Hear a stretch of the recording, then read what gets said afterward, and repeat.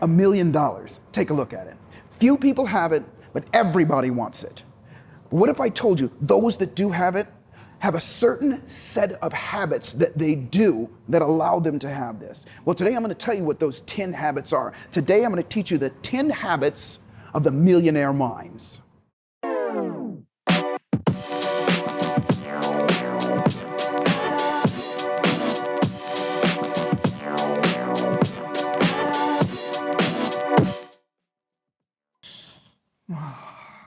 The 10 habits of the millionaire mind. Well, what is a habit? And how do you translate a habit into more of this? Listen, a habit, you think about it, a habit is any emotion or behavior that's automatic, something that you don't have to think about. It's something that you do regardless, no matter what. We brush our teeth, that's a habit. We do certain things automatically. And what we found is across the board, far and away, there are 10 things that millionaires and multimillionaires do and that allow them to not only become millionaires, but sustain it and continue to make more as well.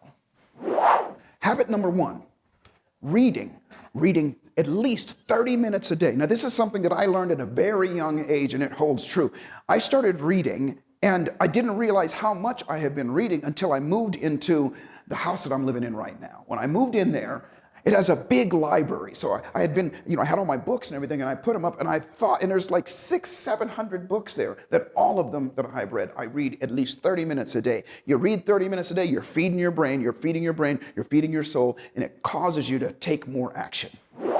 Habit number 2, the habit of exercising, moving your body, getting your heart going, getting that energy going through your body. It creates more energy, creates more and more enthusiasm, and allows you to become healthier. You bathe your body with oxygen, you bathe your body with energy, you're eating the right foods, you're doing all those things.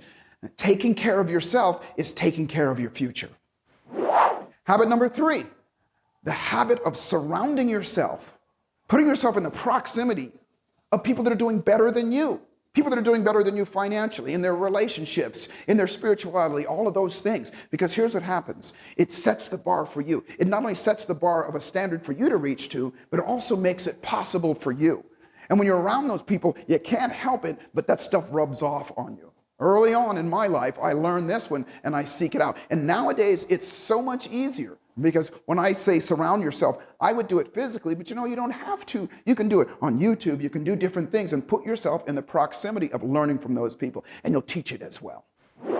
The habit of giving back, the habit of helping other people move to the next level, making their lives better as well. Contribution. And whatever, you can give up your time, you can give up your money, you can give up your resources. One of my mentors has a saying, and that is that the secret to living is giving, and it truly is. When you think about millionaires and billionaires, most of them have a cause that they've either created for themselves or they've donated money, time, and all those things. It's one of the lessons that I learned as a child, but now it is something that I encourage everybody to do. It's something that I do every single day, and you need to do it as well. Habit number 5. And the habit of knowing your reason why and associating your reasons why. Why do you want the money? Why do you want to be a millionaire? I learned this lesson many, many years ago. And for me, I always look at it like this. Your reason why is what pulls you forward. It's that internal pull that pulls you forward. And for me, somebody asked me a while ago, what was your biggest reason why? And for me, it was 2 reasons. Number 1, I was raised that way. My mom, I always wanted to make my mom proud and my family proud, but my mom always did that. We would always give back. We would always make sure that other people had, some of the resources and things that we had. And I wanted to have that feeling. So my reason why for doing that was because I made the promise to my mom and to other people that I was going to help people. That was my big reason why. And the other reason why is I just wanted a better life. I wanted a better life so that I could provide for my family, so I could provide for the people around me and be an example for what is possible. Know your reason why, and you create that pull, because that's what gets you up early, stay up late, and do the extra stuff that it takes to make it happen. Know your reasons why, and associate it as often as possible.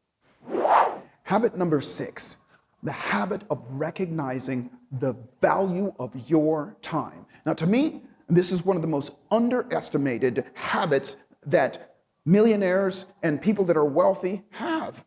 And I'll tell you what I mean by that. When I say recognizing the value of your time is valuable. It truly is. When you know what your time is worth, And then it creates a loop. It creates, you want to do things more, and it also causes people to recognize that in you. When I was first getting started, I knew these habits, but this is the one that I neglected the most. As a matter of fact, I undervalued myself. When I first started becoming a coach and a mentor and that kind of thing, I would charge people $50 for a coaching session. $50, and I would tell people, listen, I don't care what's going on. You got a fear, you got a phobia, whatever it is, you come in and it's $50. Not $50 an hour, $50. And as a result, two things happened. I got really good at what I did, obviously, because I was doing it all the time, but my schedule was full all the time. I had no time for myself at all. And one night, a guy calls me up, and I'll never forget this, and he calls me up and he goes, Mr. McClendon, listen, I got this challenge and I wonder if you can help me with it. And I said, sure, tell me what it was. It was a phobia or something like that. And I said, of course, I can help you with that. And I said, that'll take us about an hour. And he said, okay. He said, so when can we do it? And I looked at my schedule, and I was booked for about 3 weeks out. I had no time, not an hour's worth of time that I could give to him. And I told him, I said, well, listen, I got time in 3 weeks on this day. And he goes, no, I need you right now. I need you to do this right now. And I said, well, unfortunately, I just don't have time. It's all booked up. And what he said to me, he said, listen, name your price. I don't care what it is, I'll pay it. And I go, it's not about the price. It is about the time. And he goes, listen, name your price. I got to have you now. And I said, it's not about the price. And he and I went back and forth over it. And then he said, and actually I got a little frustrated because I kind of felt like, well, this guy's pushing me. And he goes, I don't care what the money is, name your price. And I said, okay, $5,000. And he goes, done. And it was in that moment that I realized that that was the value of my time. My prices changed, and I also started to recognize, listen, not everybody's going to pay that price. But I didn't need everybody to do that. Do I still contribute? Do I still do those lesser ones? Absolutely, but I know what my worth is right now. When you know your worth, then you go out to the market, and the market knows your worth as well. And you go out there with confidence and certainty that this is what your time is valued, and the market will pay what you believe your value is. Number 7, wake up early. Now, this is one that's near and dear to my heart, and I'm actually going to tell you how you can do this.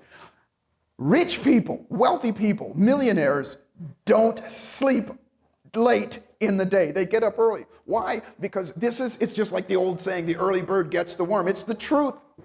When you're up before everybody else, because most people will sleep in and they wake up tired. When you're up and you're doing that, you get to have, and you take advantage of all of the things that are around before others do. You get all of the opportunities, or more of the opportunities, before other people do. And if you have trouble waking up in the morning, I've got a little trick for you. Listen, take a glass of water and put it by your nightstand before you go to sleep. And when you wake up in the morning, whether it's the alarm clock or whatever, and by the way, set it earlier. And this will build a habit. When that alarm clock goes off, grab that glass of water and drink it. Just drink it, and then try to go back to sleep. You won't be able to, because a couple things happen. Number one, the water creates electricity. It conducts electricity, so you get more energy. Number two, when you're doing that, your brain starts to fire off of what's possible. And, oh gosh, I feel this, I want to do this. The third thing is you got to get up and go to the bathroom, so you got to get out of bed. And as soon as you do, when your feet hit the ground, when you get up, praise yourself. You know how I roll. Praise yourself and go, I did this. And you will teach yourself to automatically. I haven't used an alarm clock in as far back as I can remember. Get up early. Make it a habit of doing that, and that habit will serve you. The habit of being positive. Now, I was just joking with our directors here just a little while ago. This is in my wheelhouse, is what I do. But here's what I mean by that. When I say be positive, I mean be optimistic. Optimistic means look at what's possible. Look for what's great. For a couple reasons. And by the way, optimistic means you have more options than somebody that's pessimistic. Pessimistic, they got the pain and the things that might go wrong, and they look there and the worry, and builds all that stuff. But when you're optimistic and you look for what you want, then here's what happens. You build that positivity inside of you. Literally, you've got more energy. And as ye seek, so shall ye find. And as ye seek, so shall it find you. That positivity has worked so well in my life. True story. I went and got my blood drawn the other day, and guess what my blood type is? B positive. It's true. So coursing through my veins is B positive. Now that might not be you, but here's what I'm saying. Look for what you want. Look at the positive stuff, and you will be that, and it becomes a habit in you. And habit number 9, remember, habits are automatic and habitual, for lack of a better term. Habit number 9, seek feedback. That's right, set your ego aside and seek feedback. Seek feedback from people that are going to help you grow. Even though you might not like it, even though it might not feel good, and even though you're looking for what is great, you're looking for praise, listen to that stuff. Even sometimes it comes across as negative. You know, we used to do things like blind studies, if you will, and we do focus groups and things like that. And quite honestly, sometimes I would hear things and I would disagree with them. No, I disagree with that. But then I stopped and I started to realize, well, wait a minute. Let's take from that what we can use. And here's what happens when you do. When you seek feedback and when you approach things like that, people are more willing to share with you things that will help you. Not everybody's there to criticize you. People are there to share with you things that'll help you as well. When you got your heart into it, when you got these habits, all the things that I'm talking about, people want to help you grow. If you want to help other people, they will help you as well. Seek feedback. Seek feedback. And then here's the last part about that. Use it. Don't just seek and go, okay, that's great. Use it. If it works for you, use it. Habit number 10, and this is the big one.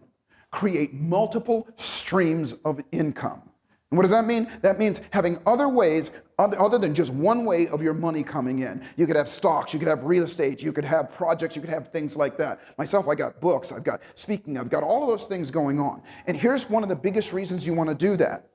Number one is because you don't put all of your eggs in one basket. And I'll give you a perfect example. When the pandemic hit with me, and I remember the day. It was March 15th. One of my promoters called me up and he goes, Joseph, we got to cancel, these other events. Now, events had been canceling for a couple months now. And I was booked from 2020 all the way into 2022. And this particular day, when he said cancel these, I canceled them and there was nothing left. Nothing. For the rest of my life, there were no more events to do live events, because that's what I did. But I didn't panic. Because in the moment I realized, oh, wait a minute, that's just one stream of income. The other streams of income were still there. And some of them did fluctuate, but those streams of income kept on coming, and it allowed me to pivot and even turn what went away into something that is flourishing now. Multiple streams of income. Like I said, you can have other businesses, you can have other investments, you can have other things going on. It's freeing your mind, and when it frees your mind, you got a great mindset to do it. Multiple streams of income. Hey, listen, I hope you enjoyed this, and I hope you got a lot out of it. You want to apply these habits to yourself, create them for yourself. And I created a resource called Dare to Be Magnificent. It's a free book that I want you to have. It's absolutely free. Just cover the shipping and the handling, and we'll ship it right to you. You'll have it for yourself, and you'll learn from it. Just click on the link below, and you'll find out how to get yours for absolutely free. And so again, thank you for watching this video, and thank you for allowing me in your life to share with you some of these things that have made such a difference in my life. Make sure that you subscribe and also ring the bell so that you know that when I make a new video, it's for you to watch. And then also watch this video here.